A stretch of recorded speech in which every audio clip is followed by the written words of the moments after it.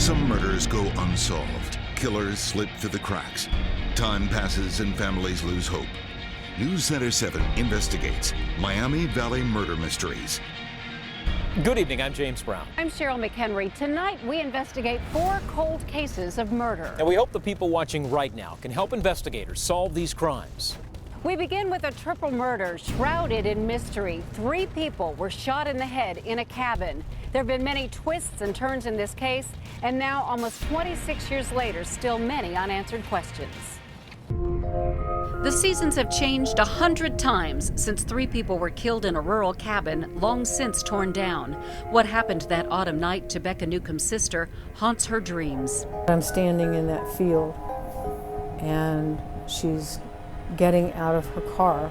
The dreams don't come as often now, but when they do, she tries to warn her sister. And she's getting out of her car, and I'm trying to scream at her not to go in. And she doesn't hear me, and I hear the shots. The early 19th century cabin sat about 2 football fields off the road, a perfect place to kill without being seen or heard.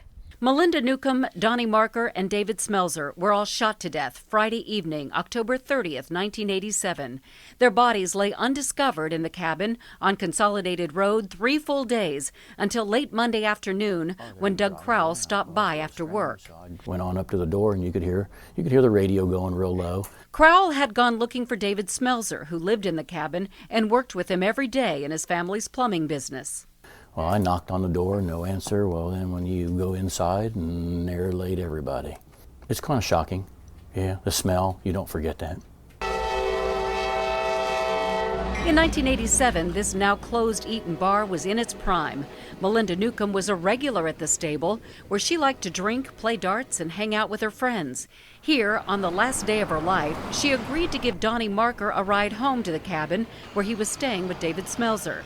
Melinda said she'd be right back, according to a source who was in the bar that night. I was really only getting to know her, and that saddens me. 14 years separated Becca and her baby sister.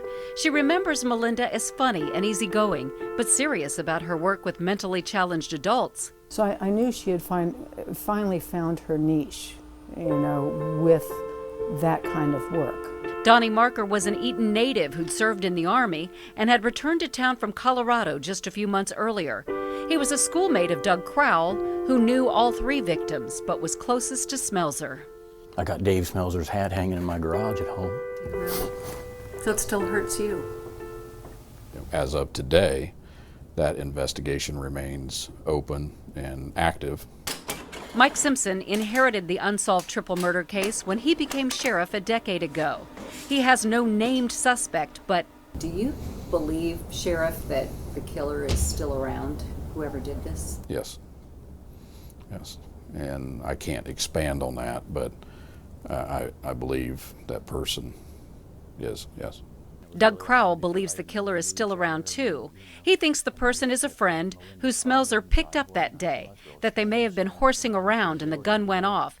He bases his theory on experience. Just from being around the Smelsers and being around the other fella. Crowell thinks the killer panicked and shot the other 2 victims when they arrived to eliminate any witnesses. I tried to talk to that man. Hello, how are you? But he obviously did not want to talk to me. Crowell's theory is just one of many. Rumors have swirled around Eaton for years. One says the killer was a jealous husband. Another, a farmer angry over getting cheated out of marijuana money.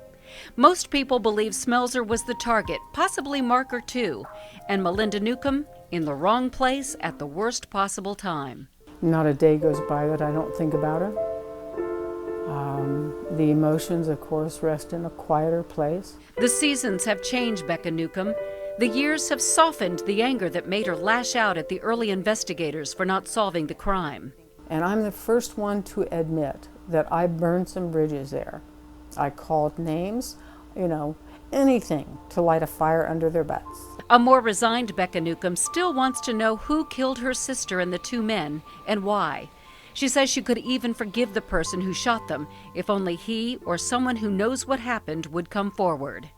And if you're keeping secrets, it makes you sick. It will keep you sick. And that's even for the person who's done this.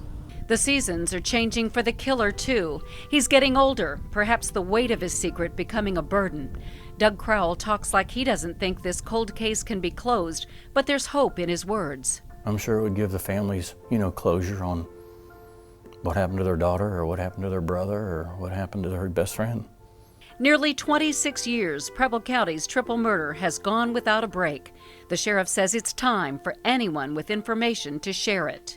They need to call our office, and I think even if they may not think it's anything, even if it's just something little, we want every bit of information we can get. The seasons will go on changing. How many more until the mystery is solved? Somebody knows out there. Somebody knows. If you have information about the murders of Donnie Marker, Melinda Newcomb, and David Smelzer in October of 1987, please call the Preble County Sheriff's Office at 937-456-6262. But every day I pray for her. I pray to God that she's okay and she's up in heaven with him. Seeking justice for the mother she never knew. Miami Valley Murder Mysteries continue in 90 seconds. The mysteries now continue. It was Easter morning and Deborah Bell was preparing brunch for her family. While her children and the rest of her family were at church, somebody stabbed her 6 times and cut her numerous other times. But it's what that killer did next that has investigators believing somebody else knows about this crime.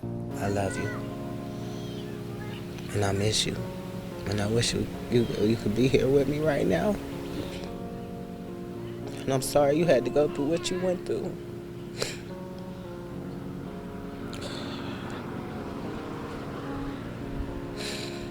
I would give her a big hug. We would be like best friends. Everybody say I act just like her and I look just like her. That from a 29-year-old woman who cannot remember her mother, Deborah Bell. Nicole was just a year old when somebody killed her mom. April 7th, 1985, Deborah lived here at 5125 Prescott, Apartment B. She called me about 10:30 that Sunday, Easter Sunday morning. The phone call was brief because they were going to see each other at 1 o'clock. After church, Dawn took Deborah's children back to Deborah's apartment. You could hear the TV on, but she didn't answer the door. Confused, Dawn and the rest of the family left. Weird. Right around the same time, 7 miles away at Possum Creek Reserve, nature's beauty as far as the eye could see that day. But in an instant, that all changed. This is the area of Possum Creek Reserve where a family showed up to do some fishing on Easter Sunday, 1985. While they were walking along this side of the lake, they noticed a van driving slowly in the parking lot. That van was blue. Moments later, the driver saw them and they say it sped away. They never saw him again. They continued to walk down on this side of the lake, and it was right about here where they looked off into the water and they saw a body. That body was Deborah Bell. Sometime between 10:30 a.m. and 1 o'clock, somebody threw Deborah's body in the water. Early on, police did not know the name of the woman they found murdered. It was the next day, back at Deborah's apartment, her family convinced the landlord to let them inside. There was a pot of greens on the stove cooking. They was turned down real low.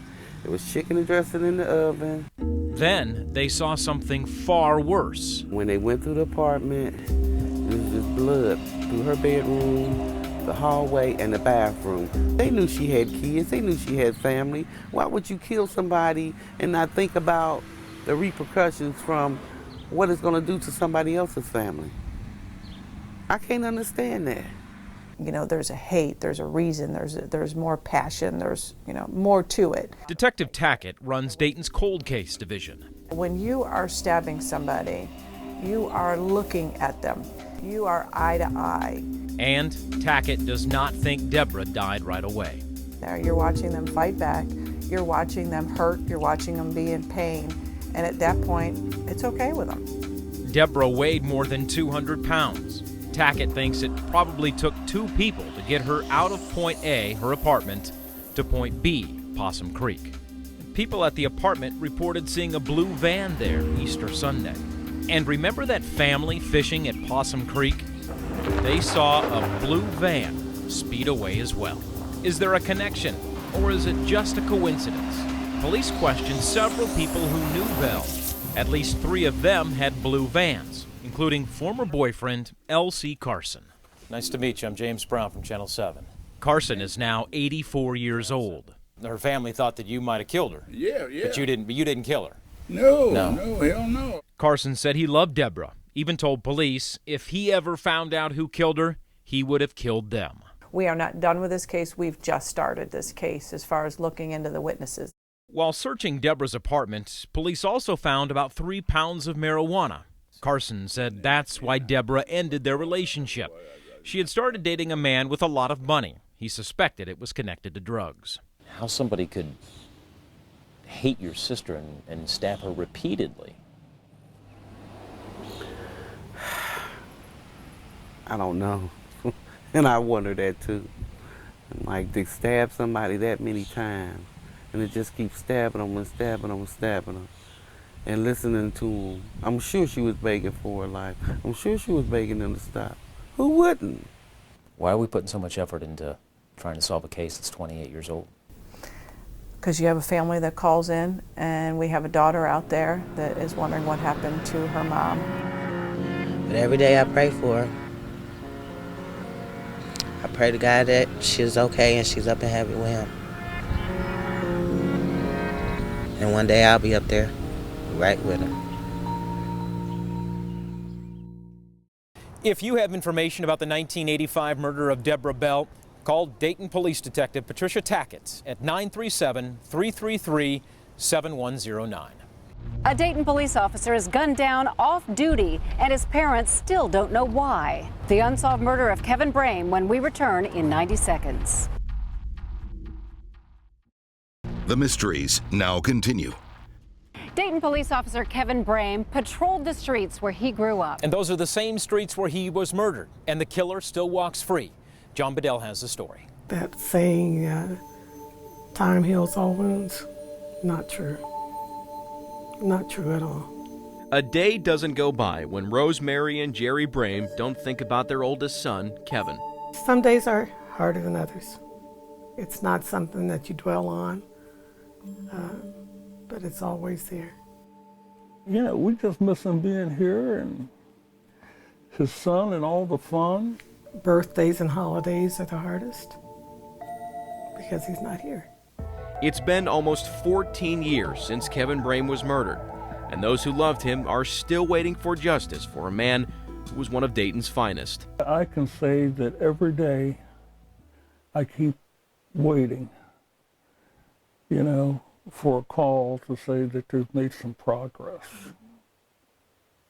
It's been a long wait. Kevin's compassion for others started showing at a young age as a loving and protective sibling to his younger brother and sister. After high school, Kevin was drawn to a life of service to his country and community. He spent years serving in the Air Force Reserves. Then, he followed in his father's footsteps and joined the Dayton Police Department in 1993. I didn't really want him to join the police department, but when I'd asked him why he wanted to do it, he said he could make a difference. Kevin was 25 when he graduated from the police academy. He put on the job application, there's a question that says, what is your ultimate life's goal? And it was to be a good cop. The only thing Kevin loved more than his job were his 2 sons, Antonio and Dominique. He's an outstanding father. Kevin never missed a chance to spend time with his boys. In fact, he spent his last hours alive with them. It was Monday, November 1st, 1999, and Kevin was at a family gathering for his dad's birthday. He left around 8:30 to get his sons home on a school night. Less than 30 minutes later, he was dead. Brame had just dropped off his 2 boys to his estranged wife's home here at 624 Cherry Street in Dayton after spending the day with them. He was walking down the driveway to his car when his killer ambushed him from behind, shooting him in the neck. Brame never had a chance to defend himself, his keys still in hand when he was murdered. The person who did this was a coward. You know, they didn't give him any chance to defend himself. They didn't confront him. He was shot from behind. He didn't have a prayer. What an incredible tragedy. How incredibly unjust that the very type of crimes that he worked to prevent from occurring to others that he becomes a victim of that very crime. It couldn't be more tragic, it couldn't be more wrong, and it couldn't cry out more for justice. Brahm's murder has yet to be solved. Unfortunately, it isn't that we haven't had leads, it isn't that we don't have individuals who are interested in this case, but it is about getting necessary evidence to pursue the case in court. But Chief Beal says detectives are still actively working this case. Somebody knows something. On almost every police station and firehouse around the city of Dayton, you'll find posters like this hung up with Kevin's picture on it and information regarding reward money about his murder. Rosemary tells us she sees these signs every day, and seeing them gives her hope. That the right eyes will see it. The right eyes will see it. And they'll pick up the phone, call a cold case detective. It's been 14 years. These people do not deserve to be free, to live amongst us. I would like for Rosemary, myself, and the family to be here when justice is served. One of these days, the prayers will be answered. No doubt. If your tip leads to an arrest or conviction, you could receive a reward of up to $100,000. Call Detective Patricia Tackett at 937-333-7109. The abduction and murder of this young boy many years ago is back in the spotlight when we return in 90 seconds. The mysteries now continue. The murder of a child in Clark County 40 years ago still haunts detectives. The case is back open, and as Becky Grimes tells us, they want to catch the killer before it's too late.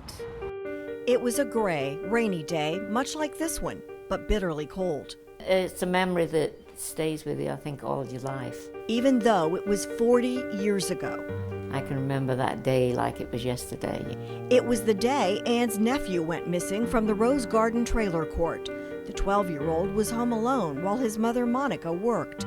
When he didn't answer his mom's phone calls, his cousin went over to check on him. I walked up to the mobile home, and I had just had this god-awful odd feeling in my stomach, a gut feeling something was wrong. Then she noticed the front door was ajar. The TV was on, but it wasn't on a channel. You know, it was like a snowy picture. The coffee table was turned over.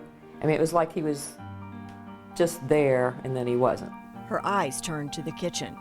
There was banana peeling on the table. You could see where he'd been baking cookies, you know, those slice and bake. And I went through the mobile home. I was just scared. Marvin Lee King was missing.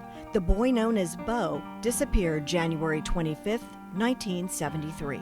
And I went to the neighbor next door, and she said she had seen him earlier, that he had cookies on a plate he was taking around. And I checked with some of the other neighbors, and they said the same thing. We called the police again that next morning, and they said, well, you have to wait until it's 24 hours. We can't do anything about it. While Bo's family searched the trailer court, some anonymous calls came into the sheriff's department saying a body could be found out here in a field off West Possum Road. There was indeed a body, right where the caller said it would be, the body of a child. He called me outside and he said, who is the strongest person here? So he said, is Monica strong? I said, no. I said, you better, not really. I said, it's me. Oh, it was horrible. He said, I can see I know, it's still a bad. horrible. He said, well, he said, we found a boy's body. And he said, I think it's Bo. Bo had been strangled with a nylon cord. He said we needed somebody to go down and identify the body. I couldn't keep a limb still. Ann and Monica identified Bo in the morgue, a memory she can't forget. It was awful. He was, you know, lay there, poor little thing, just naked, and it was him. Right away, there were reports of a suspect, a 35-year-old Springfield man, questioned but never charged. That's why 40 years later, yeah, we need to talk to him. Clark County cold case detectives reopened the Bo King murder file. When you're dealing with the people who are already in their 30s, maybe 40s back then, the odds of them still being around to talk to us are becoming slimmer and slimmer. They've sent evidence to the lab for DNA testing, and they're talking to witnesses, hoping someone remembers something or needs to get something off their chest. And time changes a lot of relationships, whether it's business relationships, marriages, boyfriends, girlfriends. It's a long time for someone to be living with the knowledge that could help us solve this case. They believe Bo knew the killer. We actually believe that it's possible that Bo could have left voluntarily with the person who committed this act. That person would have driven out of the trailer court and onto Upper Valley Pike. They most likely headed to West Possum Road because it's rural, and back then even fewer people around. Was this the murder scene or just the dumping site? And who made the phone calls saying a body could be found here? It's possible the killer could have made the phone calls. It's possible that a passerby could have seen the body out there and made the phone calls. A witness to it. I mean, anything's possible. Anne believes the killer was a former neighbor because of what happened when she went door to door searching for Bo. The woman answered the door, and he screamed from the background, "You don't tell them anything, you don't talk to them, you don't say anything to anybody." And she said, "I'm sorry, I have to go." Monica moved away and died, never knowing who killed her son. Other family members have never stopped thinking about Bo's murder. You did think, well, it's just pushed back. He's a nobody, and it's just not being taken care of, you know. It doesn't matter anymore, but it matters to us. If you have information about the murder of Bo King, call Lieutenant Chris Clark at 937-521-2077. Your tips led to breaks in 2 murder cases we profiled last fall. 2 men were arrested for the shooting deaths of Robert Gruby and his daughter Colleen in their Fort Recovery home. Bryant Rhodes and Trevin Sanders, both of Union City, face multiple charges, including aggravated murder. An arrest was also made in the murder of church choir director Corey Turner. Sean Dwayne Wood is now in the Montgomery County Jail. Our coverage continues Tuesday in the Dayton Daily News, and find the list of local cold cases on mydaytondailynews.com. These detectives and families need answers, so if you know anything, please give them a call. Thank you for watching. Good night.